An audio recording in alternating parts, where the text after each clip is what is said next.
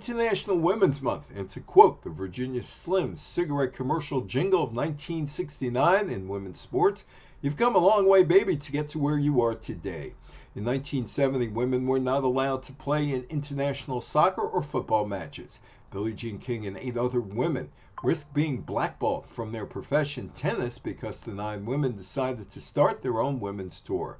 But King and the other tennis players were not the first group of women to rebel against what they felt was men trying to stop women advancing in sports. On April 20th, 1922, Alice Milliet, a French athlete, organized the Women's Olympics. 77 women from 5 countries competed in jumps, javelins, the shot put, and 6 running competitions. Why was there a Women's Olympics? Because the men running the International Olympic Committee felt that women really should not be competing in sports and were systematically eliminating women's competitions from the Olympics.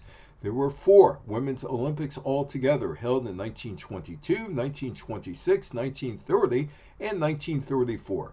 Women were allowed to compete in the 1924 Paris Summer Olympics after the success of the 1922 women's-only event. The women's series ended after the IOC allowed more women competitions.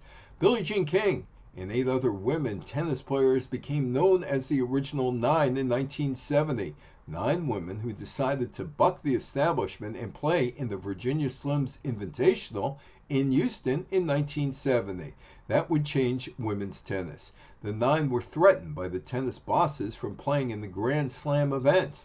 In 1971, the parent company of Virginia Slims cigarette brand Philip Morris sponsored a series of tournaments.